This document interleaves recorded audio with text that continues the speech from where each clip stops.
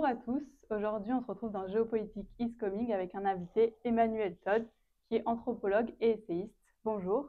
Bonjour. Donc, je vais déjà vous laisser présenter votre parcours et expliquer un peu qui vous êtes aux spectateurs. Qui je suis? Mon parcours, j'ai fait Sciences Po au départ, en parallèle avec une licence d'histoire, mais ça nous fait remonter pas avant la guerre de 14, mais tout juste, entre 1968 et 1971. Ensuite, je suis parti en Angleterre, à Cambridge, faire une thèse d'anthropologie historique, travail statistique. Et puis, je suis rentré en France. Et puis, il s'est passé l'événement le plus étrange de ma vie. J'étais en train de discuter de l'intitulé de ma thèse avec le Board of Graduate Studies de l'Université de Cambridge. Un désaccord. Il a fallu 3 mois ou 6 mois pour résoudre et j'ai occupé mon temps à Paris et à écrire ce qui s'est avéré être mon premier livre, La chute finale, essai sur la décomposition de la sphère soviétique, puisque j'avais fait pendant l'été un voyage en Hongrie, qui m'avait permis de voir pour la première fois de ma vie quelque chose du socialisme réel. Et puis j'étais tombé à la bibliothèque de l'Institut national d'études démographiques, dans des statistiques tout à fait officielles, sur l'augmentation du taux de mortalité infantile soviétique, et spécifiquement russe ou ukrainien. Et j'ai tiré la conclusion que le système était foutu. Et j'ai eu une facilité d'écriture qui venait du fait que j'avais galéré pendant plusieurs années à m'exprimer en anglais. Et j'étais dans un retour à ma langue maternelle. Et tout d'un coup, toutes mes difficultés à écrire sont tombées. Et j'ai écrit ce livre qui a été traduit dans 6 ou 7 langues. Et puis voilà. Puis ensuite, j'ai été journaliste culturel au Monde des livres. Puis je voulais revenir à la recherche et c'était difficile parce que je n'avais pas passé l'agrégation. J'avais un doctorat de Cambridge qui à l'époque n'était pas tellement coté en France. Et donc j'ai atterri comme directeur de la bibliothèque de l'Institut national d'études démographiques, parce que j'avais travaillé avec des gens là-bas de façon informelle. Et j'ai passé tout le reste de mon existence active à l'INED, où j'ai été directeur de bibliothèque exécrable. Et puis finalement, on m'a laissé travailler dans mon coin sans m'embêter, pour le style français ancien, et j'ai écrit finalement une vingtaine de livres, hein, sur les structures familiales et les idéologies politiques, et puis des essais aussi qui vous concernent plus, puisqu'on va parler de géopolitique. Donc en fait, ma vie, quand je regarde, aura été rythmée par 3 essais. La chute finale, essai sur la décomposition de la sphère soviétique, qui avait plu quand c'était sorti, mais dont les gens avaient pensé que c'était un pamphlet. D'accord. Alors que moi, je pensais avoir découvert la bombe atomique, parce que pour un démographe, la hausse de la mortalité infantile, c'était vraiment la mortalité infantile, ça mesure la mort des êtres les plus fragiles dans une société. C'est une époque où la mortalité infantile baissait partout. C'était totalement, même à l'époque de Staline, la mortalité infantile baissait. Oui. Oui, donc c'est quand même. Mais les gens s'étaient dit, voici un pamphlet anticommuniste particulièrement vicieux. Mais quand même, en 1990, 90, lorsque le système s'est effondré, soviétique, bah là, j'ai touché les bénéfices de cette prédiction audacieuse. Et j'ai entamé, en parallèle avec mon travail très lourd sur les structures familiales, avec des livres de 700 pages, 500 pages, oui, quand même, Oui. mais j'ai quand même pu entamer ma carrière de prophète certifié. C'est quand même, ensuite, une fois que vous avez prédit correctement les l'effondrement du système soviétique, à 25 ans, 15 ans plus tard, j'avais dit 10, 20 ou 30 ans hein, pour la Oui. chute. Ensuite, vous pouvez raconter n'importe quoi, on vous prend au sérieux. C'est une solution existentielle que je recommande, une prophétie comme ça. Et donc, alors j'ai fait rebelote, c'est notre début de division, au moment après les attentats Du 11 septembre. du 11 Oui. septembre, et quand les Américains, ou tout le monde, à l'époque où tout le monde parlait de l'hyperpuissance américaine, et là j'ai écrit un autre livre, j'étais très énervé par cette ambiance folle, et j'ai écrit un deuxième livre de géopolitique qui s'appelait Après l'Empire, et essai sur la décomposition du système américain, là, par la sphère soviétique, et dans lequel j'écris qu'il n'était pas question que, vu sa taille, son déficit commercial, faiblesse idéologique, l'Amérique domine le monde. Donc quand même, rebelote, hein. Oui. Rebelote, ça, voilà. Et là, celui-là, c'est vraiment bien vendu, hein. Donc, il a acheté la moitié d'une maison de campagne en Bretagne. Mais il y avait plus de risques quand même, parce Oui. que là, si je me plantais, ça annulait. Oui, ce qui s'était passé avant. Ça donne l'image du mec qui tire à pile ou face, ça marche une fois, puis la deuxième fois, ça foire. Et puis, je termine ma carrière, en fait, parce que là, on va parler de mon dernier livre, qui est un livre qui s'appelle La défaite de l'Occident, et dont le titre est très clair, et qui part de la guerre d'Ukraine. Mais fondamentalement, ces essais sont très importants pour moi, mais c'est très peu dans ma vie. En fait, mon travail, c'était travailler sur les rapports entre systèmes familiaux et idéologie politique, sur l'origine des systèmes familiaux, chose pour laquelle je suis beaucoup moins connu, même si on voit apparaître dans tous mes livres, en fait, et dans celui-là en particulier, les différences de systèmes familiaux traditionnels entre l'Amérique, l'Allemagne, la Russie, pour comprendre jusqu'au fonctionnement actuel de ces sociétés qui sont en conflit. D'accord. Oui. Voilà, puis et là, je suis tellement heureux que ce soit mon dernier livre. Ça paraît bizarre quand on sort un livre, oh, c'est trop génial, j'ai 72 ans, je vais pouvoir arrêter de bosser enfin. Voilà. D'accord. Donc, comme vous l'avez dit, vous avez sorti votre nouveau livre, La défaite de l'Occident, cette année. Oui. Il est disponible actuellement dans les librairies.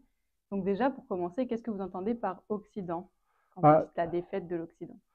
L'Occident, c'est en pratique, c'est l'OTAN plus le Japon et la Corée. Hein, donc c'est en fait le système dirigé, contrôlé, exploité aussi par le système central américain. Mais je distingue quand même dans le livre très spécifiquement deux Occidents. L'Occident qui a été le lieu d'émergence de la dernière modernité, c'est-à-dire l'alphabétisation universelle, la révolution industrielle, et puis avec tous ses dérivés comme la colonisation du monde, et puis l'Occident politique libéral.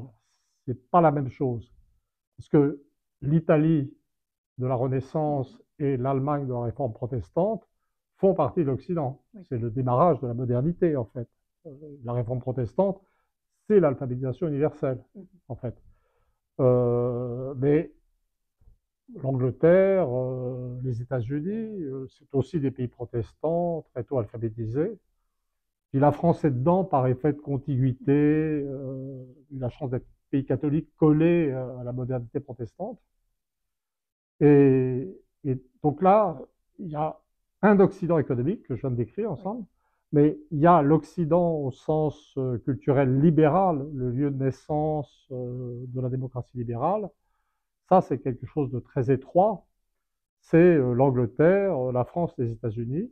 Et on peut expliquer, avec les systèmes familiaux, pourquoi la démocratie libérale est née par la collaboration de ces trois nations, en fait, parce que la structure familiale originelle, paysanne, était nucléaire. Papa, maman, les enfants, individualistes, et préparait les enfants, donc des citoyens, à la liberté. Mais l'Allemagne et l'Italie ne font pas partie de cet Occident libéral. Je veux dire, l'Italie a inventé le fascisme plutôt que la démocratie libérale. L'Allemagne a inventé le nazisme. Deux doctrines et pratiques qui ne sont pas vraiment des contributions majeures à la démocratie libérale. Et ça a été annexé par la conquête américaine en 1945, 44-45 en fait. Le Japon est aussi dans l'Occident au sens géopolitique, qui est une société autoritaire d'un autre genre. Vous voyez, l'Occident, c'est un système géopolitique militaire contrôlé par les États-Unis, mais il y a dedans une sorte de dualité culturelle et le rapport au libéralisme n'est pas le même. D'accord. Et alors, pourquoi la défaite de l'Occident? Pourquoi maintenant, Bah, principalement? la défaite de l'Occident, parce que finalement, à l'extérieur de l'Occident, il y avait l'Union soviétique qui s'est effondrée, comme on sait, et qui a donné le sentiment, l'illusion d'une victoire du camp occidental. Le camp occidental était quand même construit face, entour, Oui. encerclant l'Union soviétique. Et donc, après 1990, les gens se sont dit, bah, c'est le capitalisme libéral qui l'a emporté sur le communisme totalitaire. Et je pense que c'était une erreur, mais je dirais pourquoi ensuite. Mais du coup, ça a fini par produire une sorte de vague d'expansion. Donc, l'Europe a annexé, si on peut dire, annexé les pays qui étaient volontaires pour être annexés, les anciennes démocraties populaires, qui sont entrés dans l'OTAN, puis dans l'Union européenne. Et puis,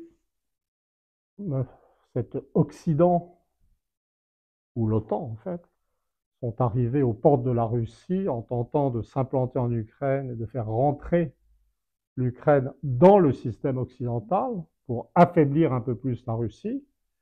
Et là, ce qui est apparu, c'est la faiblesse, je dirais, économique, industrielle, l'incapacité, c'est la surprise qu'on est en train de vivre actuellement, l'incapacité, même pas simplement de l'Occident en général, mais l'incapacité des États-Unis à affronter une industrie dont on croyait qu'elle n'existait plus, qui était l'industrie militaire russe. Et donc, on se retrouve dans cette situation où les Russes arrivent à fabriquer des obus de 155 et des missiles sans fin. Les Américains sont à bout de ressources, n'arrivent pas à se relancer.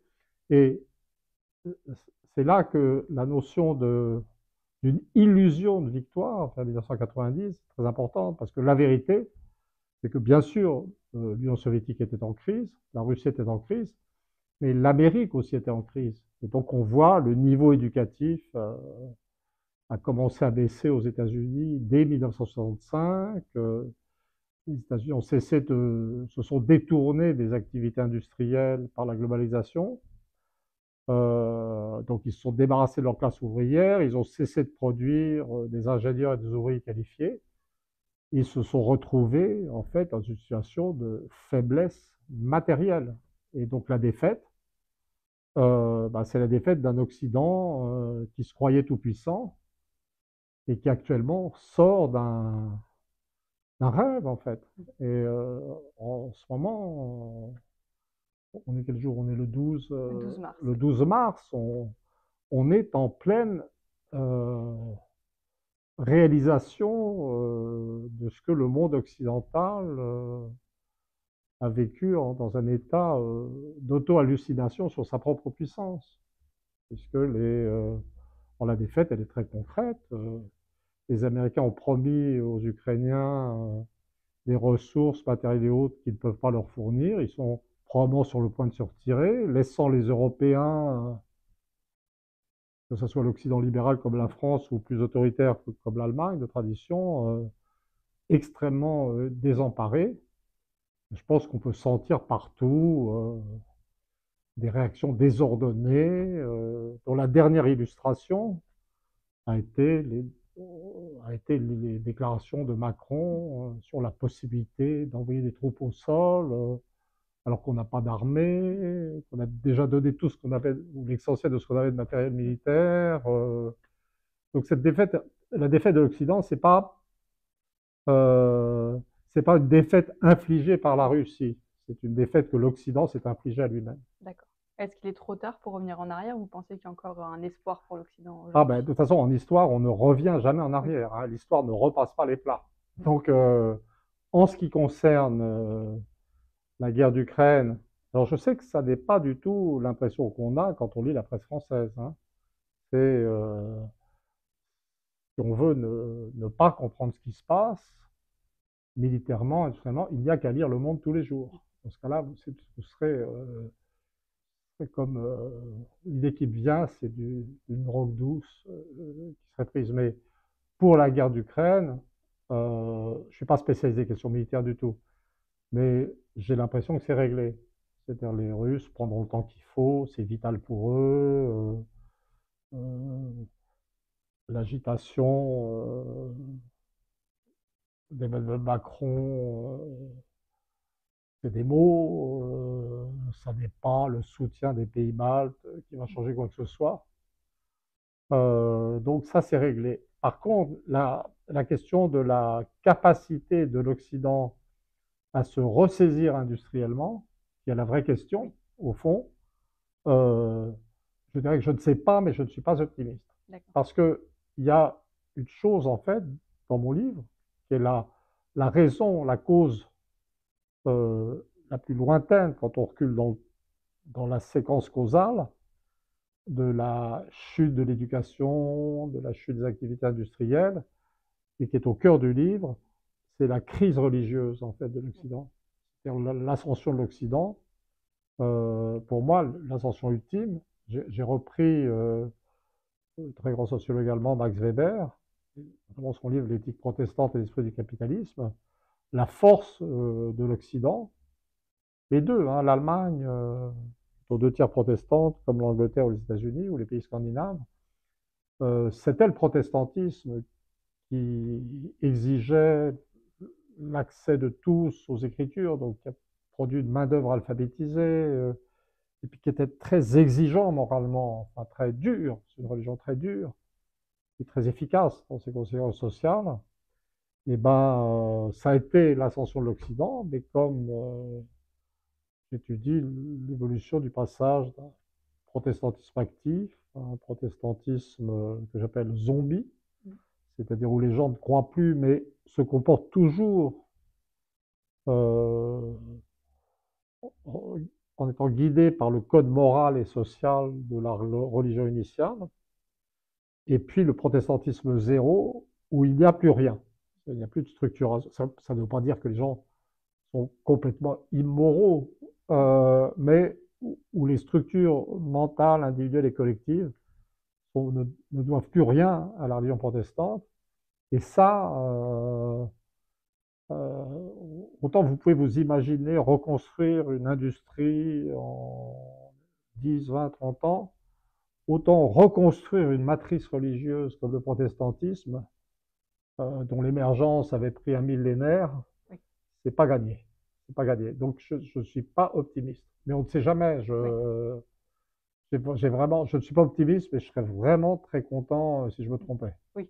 Voilà. Vraiment, j'ai vraiment très envie d'avoir tort. Oui. J'ai beaucoup de petits-enfants. Oui.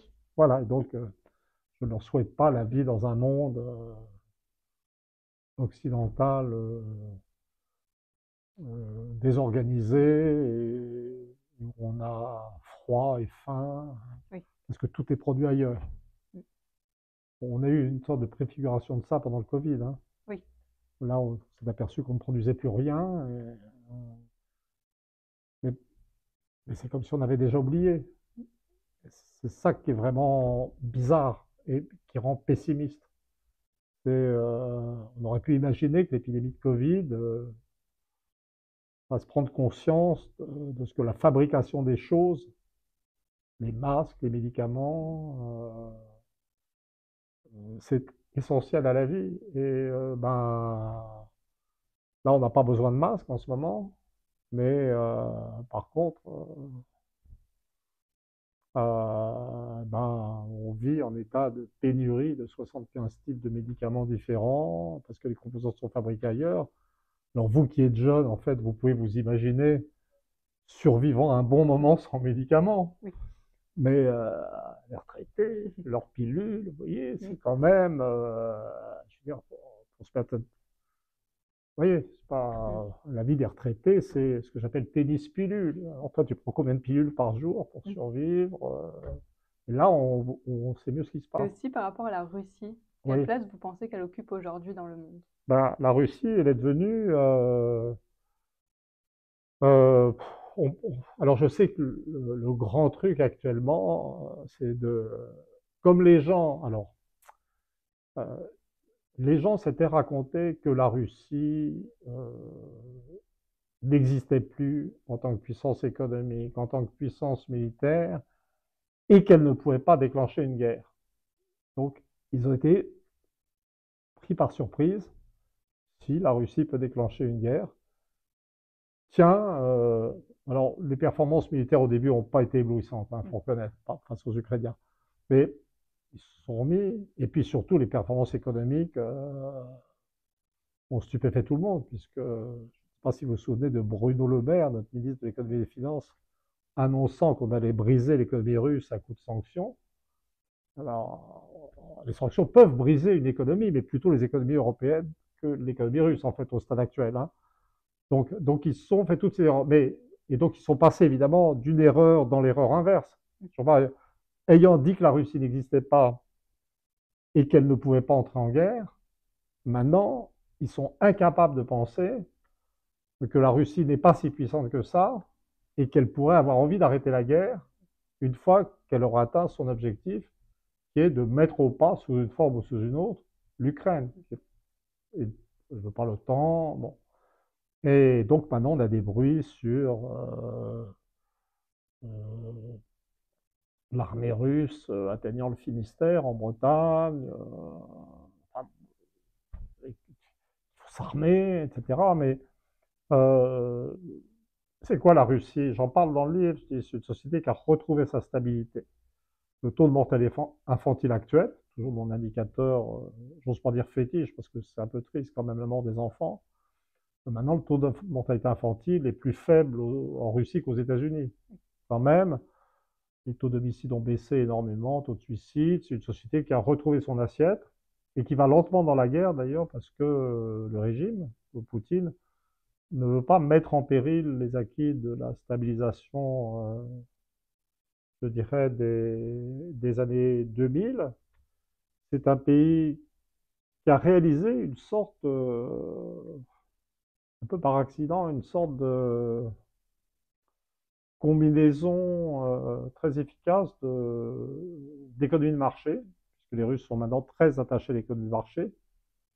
Ils ont fait l'expérience du communisme, donc ils savent très bien que le marché est important, mais avec un rôle très fort de l'État. Et puis comme les sanctions les ont mis dans des conditions de protectionnisme obligatoire, ils ont échappé aux problèmes créés par le libre-échange, et puis c'est très vaste, ils ont un peu de tout, donc ils ont sans doute un régime économique assez optimal en fait, qui doit en fait ressembler à celui de la France pendant les 30 Glorieuses, avec un État fort, l'économie de marché et des protections.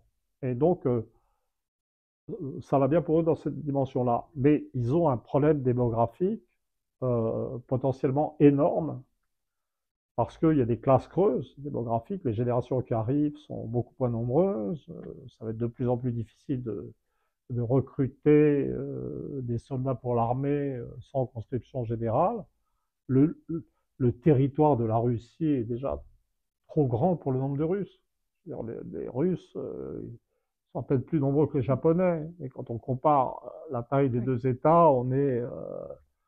et donc la Russie est une puissance considérable sur le plan technologique. Et je pense que sur le plan des technologies militaires, ils sont en train de dépasser les États-Unis, en fait. Je pense qu'il y a un phénomène de... Je crois que les États-Unis manquent tellement d'ingénieurs que ils ratent. Ils voulaient être tout puissants, mais ils fabriquent des avions comme le F-35 qui font tout sauf voler, par exemple, furtif. Et les Russes, avec les missiles hypersoniques, enfin, ils sont vraiment dans une phase de décollage technologique particulier, mais ensuite, ils doivent gérer la dépression démographique. Donc, c'est ça la Russie. Mais par contre, la Russie est quand même devenue aussi, je dirais, à l'insu de son plein gré, la Russie est redevenue, est en train de redevenir une sorte de référence idéologique générale. C'est-à-dire, elle a été ça à l'époque du communisme. Elle faisait très peur à certains et elle fascinait beaucoup d'autres, puissance révolutionnaire. Et maintenant, elle fascine comme puissance conservatrice. C'est-à-dire, puisque sur les questions de mœurs, la Russie est homophobe, le régime russe n'en finit pas de produire une législation anti-LGBT, et, euh, et les Occidentaux commettent l'erreur de croire que ça rend les Russes ridicules. C'est, euh, moi, je suis un bon occidental, hein, donc je suis pas du tout. Enfin, je suis de chez moi. Je suis pas. Enfin, pour moi, l'homophobie est un truc inconcevable. Mais il faut bien voir que dans toutes sortes de pays du Sud global, etc., l'attitude conservatrice russe est très rassurante. Et moi, je suis anthropologue aussi, des structures familiales. Donc, c'est bien que les structures familiales ailleurs sont différentes depuis fort longtemps.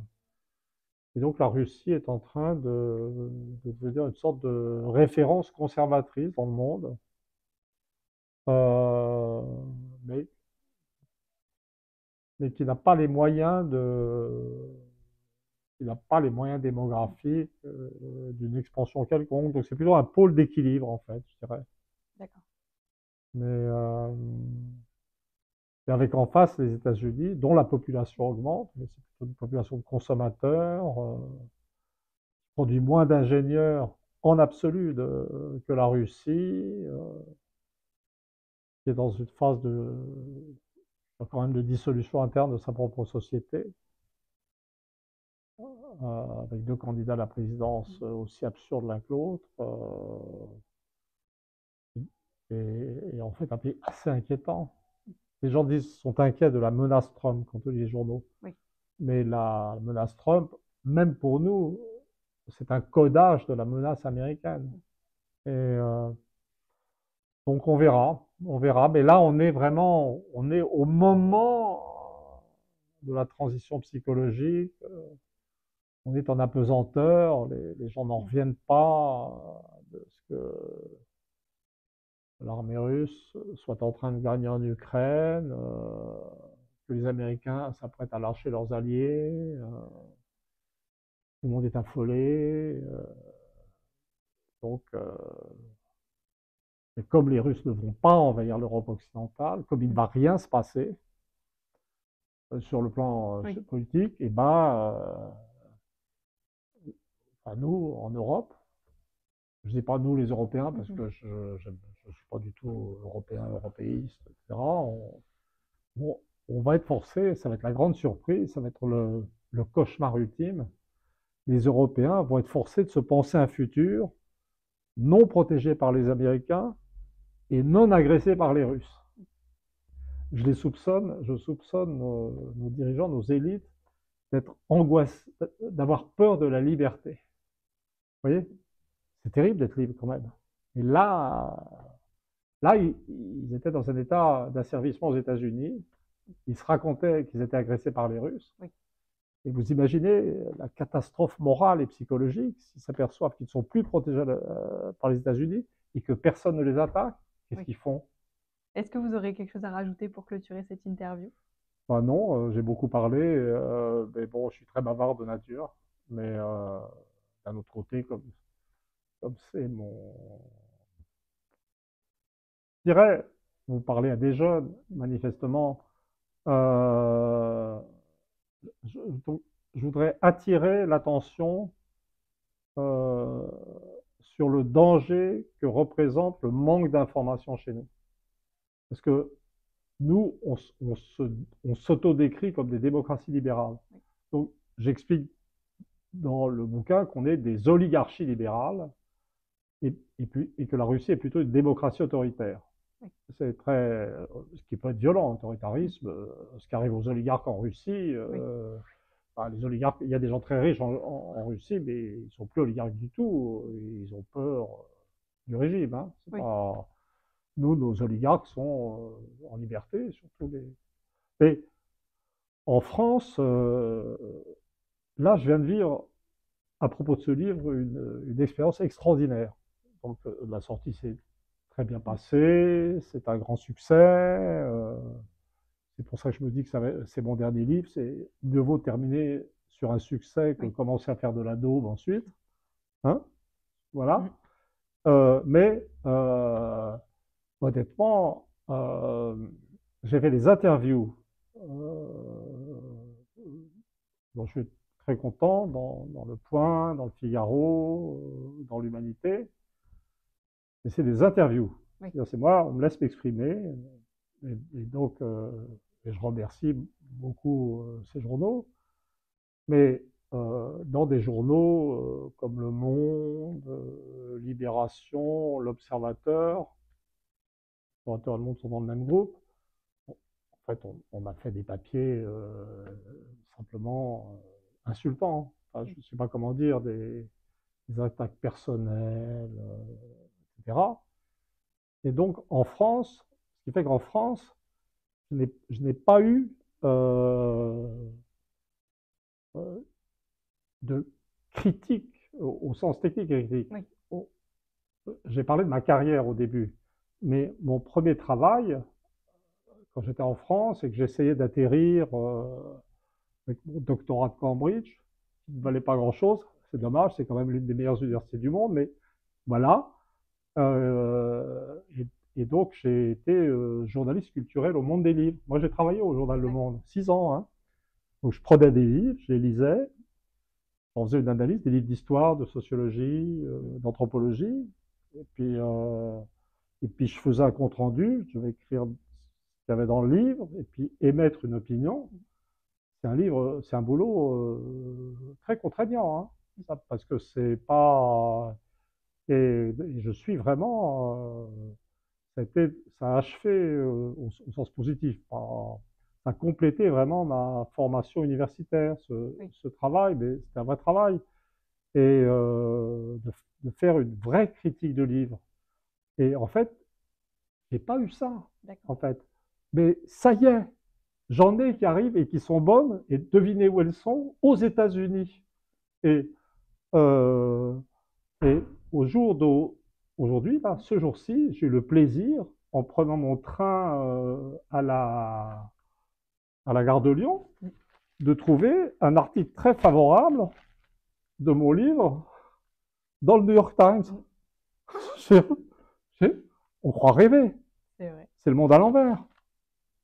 Alors, je pense qu'il y a une explication, en fait, c'est que, alors que mon livre est vraiment sur les États-Unis et même sur l'Angleterre, ma maman spirituelle, qui j'ai dit un peu au revoir, apparemment j'ai fini ma puberté intellectuelle, c'est plutôt que l'Angleterre n'a pas très bien tourné, et le livre est d'une cruauté un peu fichatoire, en plus, un peu méprisant sur les États-Unis. Donc, comment expliquer le fait qu'en France, on avait soi-disant cette tradition gaulliste, d'anti-américanisme, d'indépendance nationale, personne ne puisse prendre le temps d'analyser mon livre.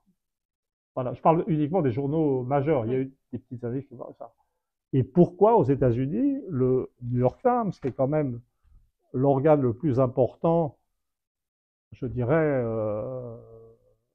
comment dire, de la pensée centrale, libérale, impériale américaine quand même, pourquoi est-ce que là-bas, ils peuvent prendre le temps d'avoir un article d'opinion, c'est pas fait par le staff, pas par les gens, mais par un intellectuel qui est Christopher Caldwell, dont c'est une pointure, hein, il est encore beaucoup plus conservateur que moi, mais sur les questions d'immigration en particulier, mais c'est vraiment une pointure, faire un article qui part en première page, et en fait, je crois que la réponse est assez simple, c'est normal, c'est que la France n'est plus un pays indépendant, c'est-à-dire qu'on est nos classes dirigeantes, nos élites, sont tombés dans un régime de servitude volontaire ou involontaire, dont j'analyse les raisons d'ailleurs dans le livre.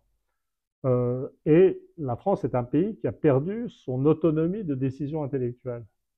Mais les États-Unis, c'est les patrons, et chez les patrons, on a le droit d'avoir des opinions divergentes. Vous voyez? Oui. Et donc, je vis un paradoxe absolument incroyable, vraiment, aujourd'hui, c'est que, alors que je fais un livre pour dire comment dire, ma famille a des liens avec tout ça. Ma mère était réfugiée aux États-Unis pendant la guerre, parce que d'origine juive. Mon père est à moitié anglais. J'ai fait la moitié des études à Cambridge. Mon fils est né aussi. Enfin bon, j'ai des petits-enfants qui sont franco-britanniques. Et donc, le père de mon père était d'origine juif autrichien. Il a fini citoyen américain après avoir fait la guerre dans l'armée américaine dans le Pacifique. C'est vraiment proche, quoi. Oui. Enfin, c'est bon. Et donc, au moment où je dis non, ça suffit, c'est pas possible, ils font trop chier.